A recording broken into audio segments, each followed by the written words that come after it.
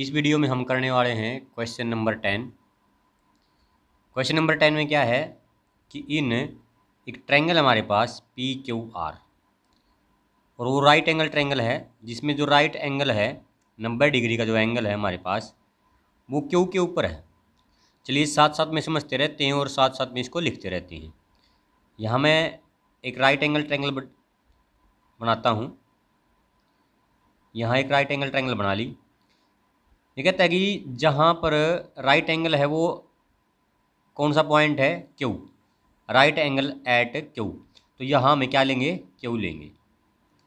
यहाँ हम क्या ले लेंगे, पी ले लेंगे और यहाँ क्या ले लेंगे, आर ले लेंगे। जो ये पी है मैंने यहाँ ले लिया क्योंकि जो हमें निकालना है, फाइंड आउट करेंगे हमें साइन पी कोस पी, जो टेन पी है वो हम निकाल लेंगे। हमें आसानी रहेगी निकालने में क्योंकि इसके सामने वाली जो साइड होगी ये वाली, ये परपेंडिकुलर बन जाएगी। इसलिए मैंने यहाँ पर पी ले लिया और यहाँ पर मैंने आर ले लिया और ये हमारे पास क्या है, 90 डिग्री है। तो अभी तक हमने क्या पढ़ा है कि एक राइट एंगल ट्रायंगल है जिसमें जो राइट एंगल ट्रायंगल के अंदर जो क्यू है उसके ऊपर राइट एंगल है।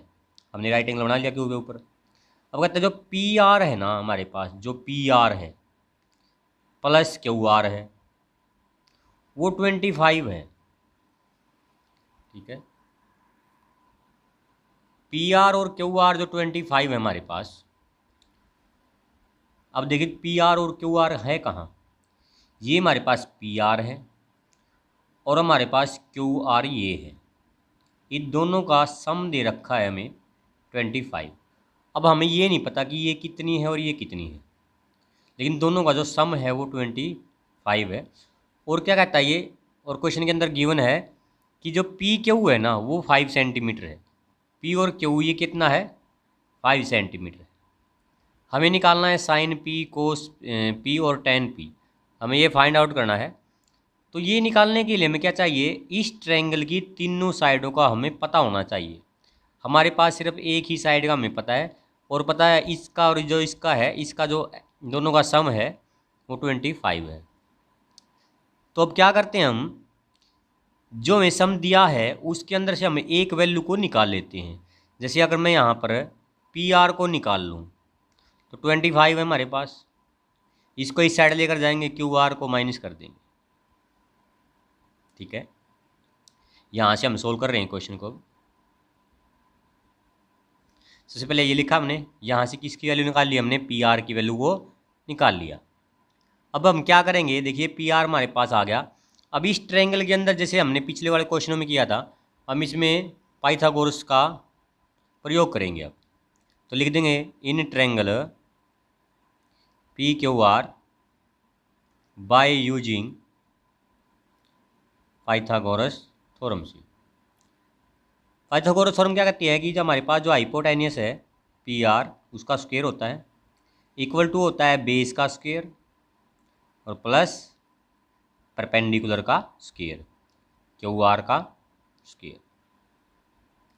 अब इनकी वैल्यू को पुट करते हैं। पी आर की वैल्यू हमें ऊपर निकाल ली ये वाली, हम इसके स्थान पर इसकी वैल्यू को पुट करेंगे 25 minus Q R.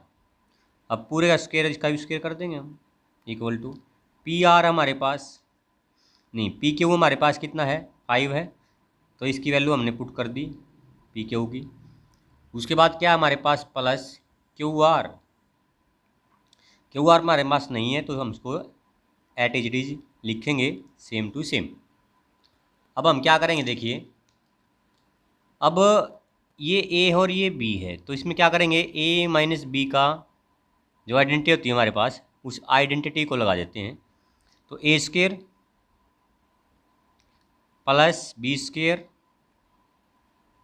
Minus 2ab, यानी कि हमारे पास 2ab क्या है, 225 है, मल्टीप्लाई 25 और b हमारे पास है क्यू आर इक्वल टू 5 का स्क्वायर 25 प्लस क्यू आर का स्क्वायर। अब हम क्या करेंगे, देखिए 25 की 2 है स्क्वायर है तो यहाँ से होता है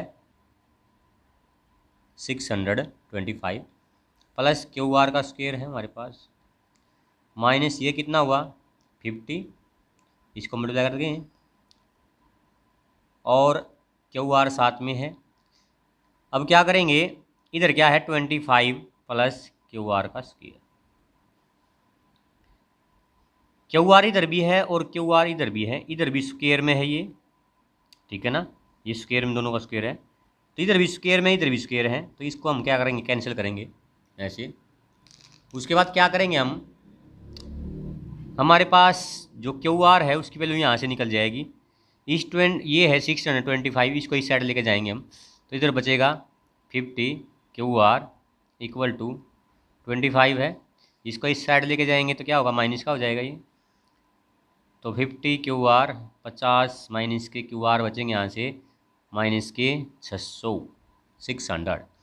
तो यहाँ से क्यू आर की वैल्यू निकालेंगे हम, कैसे निकालेंगे, ये अपोन में हो जाएगा, यहाँ से कितना आ गया हमारे पास 12। तो क्यू आर की जो वैल्यू आई हमारे पास, क्यू आर की जो वैल्यू आ गई हमारे पास वो 12 आ गई। अब इस फिगर के अंदर जो क्यू आर आया हमारे पास ये 12 आया है। अब इसका और इसका जो सम था वो कितना था, 25 था, जिसमें से ये 12 आ गई, तो ये कितनी बची हमारे पास 30।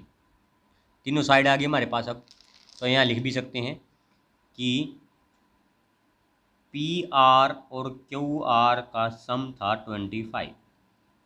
यहाँ से क्यू आर की वैल्यू आ गई 12, तो यहाँ से हम क्या निकाल लेंगे, पी आर की वैल्यू को निकाल लेंगे। तो यहाँ से बनेगा पी आर इक्वल टू 25 माइनस 12, तो पी आर जो बचेगा हमारे पास कितना है 30। तो जो हमारे पास ये बचा पी आर जो आया हमारे पास, पी आर वो 13 आ गया हमारे पास। अब तीनों की वैल्यू आ गई हमारे पास, हमें निकालना क्या क्या है वो निकाल लेते हैं। अब यहाँ निकाल लेते हैं, ठीक है। अब देखिए हमारे पास साइन पी चाहिए, हमें साइन पी चाहिए और पी ये है। अब इसके सामने वाला जो एंगल जो साइड सामने वाली साइड होगी ये वाली, ये परपेंडिकुलर होगी और ये हमारा बेस होगा, ये पिछली वीडियो में कर चुके हैं। तो साइन निकाल लेते हैं। अब साइन क्या होता है हमारे पास, साइन हमें पी निकालना है, साइन होता है पी बाय एच। तो इस ट्रायंगल के अंदर जो हमारा पी है ये वाला है 12 और एच हाइपोटेन्यूस 13 है, तो साइन पी निकल गया। इसी प्रकार हम क्या निकालेंगे, इसी प्रकार हम कोस निकाल लेंगे, कोस पी निकाल देंगे हम।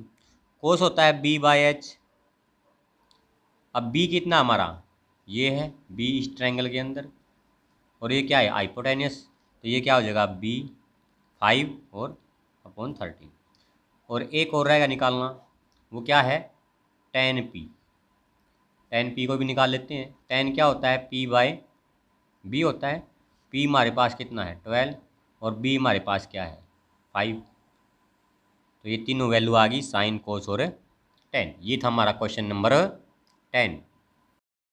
चलिए अब कर लेते हैं क्वेश्चन नंबर 11। क्वेश्चन 11 के अंदर हमें ट्रू फॉल्स को बताना है कि कौन कौन सी स्टेटमेंट ट्रू हैं और कौन कौन सी फॉल्स हैं। यहाँ से ट्रू फॉल्स करेंगे हम। तो जो हमारा पहला पार्ट वो दिया है कि the value of the tan a is always less than 1। क्या जो tan a की वैल्यू निकालें हम वो हमेशा 1 से छोटी होती है क्या, हमें ये बताना है पहले पार्ट के अंदर। देखिए tan a का मतलब क्या है, अगर मैं कोई ट्रायंगल लूँ, एक राइट एंगल ट्रायंगल ले ली मैंने, यहाँ मैं ले लिया a, यहाँ ले लिया b और यहाँ ले लिया मैंने c। अब ये a है, जब भी हम a की वैल्यू निकालते हैं तो सामने वाली साइड कौन सी होती है परपेंडिकुलर, और ये क्या होता है बेस। अब इसने कहा कि कोई भी वैल्यू निकाले आप tan की, मान लिया मेरे पास भी ये 5 है और ये हमारे पास 13 है, ठीक है। हमें निकालना क्या है, हमें निकालना है tan a। अब tan की अगर वैल्यू निकालें हम, tan a को निकालें तो tan क्या होता है p बाय b होता है। तो p हमारे पास क्या है 13 अपॉन में क्या है 5, ठीक है। 13 अपॉन 5 हो गया हमारे पास। तो इसको अगर डिवाइड भी करेंगे तो क्या आएगा, अब ये 1 से ज़्यादा ही आएगा, ठीक है। ऐसे 5 2 ज़ा 10 और 6। तो यहाँ जो 2.6 आया, यहाँ ये 1 से ज़्यादा है और इसने क्या बोला था कि ऑलवेज लेस देन 1, क्या 1 से छोटा होता है। ठीक है, इसको अगर उल्टा भी कर दें तो यहाँ अगर मैं 5 ले लूँ, अब यहाँ मैं 5 लूँ और यहाँ मैं 13 ले लूँ, क्योंकि ये परमानेंट नहीं होता किसी राइट एंगल ट्रायंगल के अंदर कि आपका जो बेस है और परपेंडिकुलर है वो छोटे और बड़े होते हैं। कुछ भी हो सकता है, यहाँ रेशो कुछ भी हो सकती है, 5 और 13 या 13 या 5 हो सकता है। यहाँ से लेंगे तो यहाँ क्या होगा, 5/P/B जो होगा हमारे पास वो क्या होगा, 5/13 हो जाएगा। अब इसकी वैल्यू जो आ गई वो क्या होगी, वो 1 से लेस होगी। पॉइंटों में कुछ आंसर आएगा हमारा, तो वो 0 जो 1 है उससे लेस होगी। लेकिन इस केस के अंदर जब हमारे पास जो P था वो 13 था और ये 5 था, इस केस के अंदर हमारी जो वैल्यू आई है 10 की वो 2.6 आती थी हमारे पास। जो 2.6 आई है वो 1 से क्या है, बड़ी है। इसका मतलब ऑलवेज मतलब हमेशा, हमेशा ऐसा नहीं होगा कि जो वैल्यू आपकी आएगी 10 की वो 1 से क्या होगी, कम होगी। तो ये क्या होगी हमारे पास, फॉल्स स्टेटमेंट होगी हमारे पास। ये फर्स्ट पार्ट था। ये अब कर लेते हैं इसका सेकंड पार्ट। सेकंड पार्ट में क्या है, एक बार लिख लेते हैं इसको सेकंड पार्ट को। चलिए लिख लेता हूँ मैं एक बार। देखिए सेकंड पार्ट में क्या, अब सेकंड पार्ट में हमारे पास, देखिए सेकंड पार्ट में हमारे पास क्या, अब सेकंड पार्ट में दिया है जो सिक है हमारे पास, सिकेंट, वो 12/5 है for some value of angle A. वो कहता है कि क्या कोई भी सिक की जो वैल्यू है, सिकेंड की कोई भी अगर वैल्यू 12/5 होगी अगर हम कुछ भी एंगल ले ए के स्थान पर। ठीक है, इसमें क्या बोला गया है, चलिए इसको डायग्राम में समझते हैं कि अगर मेरे पास कोई ट्रायंगल है, ये राइट एंगल ट्रायंगल होगी हमारे पास, इसके अंदर ये हाइपोटेन्यूस होता है और ये हमेशा क्या होता है, परपेंडिकुलर और बेस से हमेशा बड़ा ही होता है। ठीक है, यानी कि जो वैल्यू यहाँ होगी और जो वैल्यू यहाँ होगी उनसे वैल्यूओं से जो बड़ा होगा वो इसकी वैल्यू होगी ही होगी, इनसे बड़ी ही होगी। वो कह रहा है कि जो सिक आप निकालेंगे सिकेंड थीटा, तो वो क्या होगा 12/5 होगा या नहीं होगा। किसी भी क्वेश्चन में ऐसा हो सकता है क्या 12/5 आ जाए, तो ये बिल्कुल हो सकता है। क्यों, क्योंकि जो सिक होता है हमारे पास, ठीक है, उसका जो फार्मूला होता है वो क्या होता है, बेस, यानी कि जो उसका फार्मूला होता है वो होता है h/b। ये कोस का उल्टा होता है h/b, हाइपोटेनियस अपॉन बेस। जो इसका फार्मूला होता है उसमें जो h ऊपर होता है और b नीचे होता है, इसका मतलब जो हाइपोटेनियस है वो होता है वो बेस से हमेशा क्या होता है, बड़ा ही होता है। इसका मतलब जो इसने वैल्यू दी है 12/5, तो इसने क्या दिया है, हाइपोटेनियस कितना दिया है, इसने 12 दिया है, यानी 12 हो सकता है हमारा, और ये क्या हो सकता है 5। ये एक्चुअली में आ सकते हैं हमारे, क्योंकि हमें पता है हाइपोटेनियस अपॉन जो बेस होता है उसमें हाइपोटेनियस बेस से बड़ा होता है, ऐसा होता ही होता है। ठीक है ना, तो इसका मतलब जो सिक की वैल्यू है ये 12/5, ये किसी भी ट्रायंगल में आ सकती है, बिल्कुल आ सकती है। यहाँ अगर हम 12 लें और बेस अगर 5 ले, यहाँ कुछ भी हो, ठीक है 6 ले लिया, 7, कुछ भी हो सकता है यहाँ पे, तो ये जो वैल्यू होगी अपनी 12/5 ये बिल्कुल हो सकती है, या कुछ भी और हो सकता है यहाँ पर। ठीक है, क्योंकि h क्या है, b से बड़ा होता है। लेकिन अगर मैं इसको उल्टा कर दूं, तो अगर मैं यहाँ कर दूँ 5 यहाँ 5 है यहाँ 12 है, ऐसा हो ही नहीं सकता, क्योंकि जो हाइपोटेनियस बनेगा हमारा 5, यहाँ 5 लेंगे हम और यहाँ क्या लेंगे 12, ऐसा संभव ही नहीं है। क्योंकि जो हमारा जो बेस होता है, जो हाइपोटेनियस होता है, उससे जो बेस छोटा होता है हाइपोटेनियस बड़ा होता है। यहाँ हम 5 ले ही नहीं सकते और यहाँ हम 12 ले ही नहीं सकते। लेकिन जो ये वैल्यू इसने गिवन हमारे को दी है क्वेश्चन के अंदर कि 12/5, ये बिल्कुल हो सकता है, क्योंकि हाइपोटेनियस क्या है 12। तो ये क्या हो गया हमारे पास, ट्रू। तो इसमें क्या पूछा गया था कि जो सिक की वैल्यू थी वो 12/5 हो सकती है क्या किसी भी एंगल के लिए, किसी भी एंगल अगर निकाल लें हम ए के लिए, तो ये वैल्यू हमारी किसी क्वेश्चन के लिए आ सकती है क्या, ये बिल्कुल आ सकती है हमारे पास। चलिए अब थर्ड पार्ट कर लेते हैं इसका। मैं थर्ड पार्ट को यहाँ लिख लेता हूँ एक बार। तो इसका थर्ड पार्ट कर लेते हैं। अब लिख लिया हमने। थर्ड पार्ट में कहता है, थर्ड पार्ट में है कि cos A is the abbreviation use for the cosecant of angle A. कि कोस ए की फुल फॉर्म क्या होती है? कोस ए की फुल फॉर्म, एब्रीवेशन है, फुल फॉर्म लिखो, ठीक है। तो कोस ए की जो फुल फॉर्म होती है वो लिखने के लिए कह रहा है, और कह रहा है वो कि कोस ए की जो फुल फॉर्म है वो ये है क्या? कोसिकेंट। तो कोस जो ए होता है उसकी फुल फॉर्म होती है कोसाइन। कोस ए की फुल फॉर्म होती है, पूरा इसको लिखते हैं अगर, तो कोस ए को कोसाइन बोलते हैं। तो कोसाइन बोलते हैं, ये तो है नहीं इसकी, कोसिकेंट तो है नहीं यहाँ पर, ठीक है। तो क्या ये हमारे पास ये इसकी फुल फॉर्म नहीं है। एब्रीविएशन मतलब होता है फुल फॉर्म। तो कोस क्या होती है? कोसाइन होती है। इसका मतलब क्या हो गया हमारे पास? फॉल्स हो गया। अब कर लेते हैं इसका फोर्थ पार्ट। तो अब हमने फोर्थ पार्ट को लिख लिया है। फोर्थ पार्ट में क्या है? फोर्थ पार्ट में दिया गया कि कोट जो ए है, यानी कोट ए, और इस ए का मतलब होता है थीटा। तो कोट थीटा जो है is the product of cot and A. क्या जो कोट ए है वो कोट और ए की मल्टीप्लाई से बना हुआ है, प्रोडक्ट से बना हुआ है क्या? वो बिल्कुल नहीं है, ये फॉल्स है। क्यों? क्योंकि जो कोट ए लिखते हैं हम, जो ए है हमारे पास, वो कोई एंगल है, ना कि ए के साथ मल्टीप्लाई किया हुआ हमारे पास। यानी कि अगर मैं लिखूं कि जो कोट है अगर वो 30 डिग्री है, एंगल के स्थान पे हम कुछ भी ले सकते हैं यहाँ पे, तो कोट 30 का मतलब क्या होता है? कोई वैल्यू है ये नहीं कि कोट की 30 के साथ मल्टीप्लाई कर दी ना। कोट 30 कोई वैल्यू आएगी हमारे पास, तो एक वैल्यू निकल के आएगी, एक इकट्ठा होता है ये नहीं कि हमने ए और बी की मल्टीप्लाई, यहाँ तो हम मल्टीप्लाई कर सकते हैं, ए की और बी की मल्टीप्लाई कर दी हमने, ऐसा हो सकता है। लेकिन यहाँ ये वैल्यू अलग अलग नहीं है, यहाँ ये थीटा है, और कभी भी थीटा की हम इसके साथ में मल्टीप्लाई नहीं करते। तो ये जो कोट ए बना हुआ है, ये कोट ए कोट की और ए की मल्टीप्लाई से नहीं बना होता।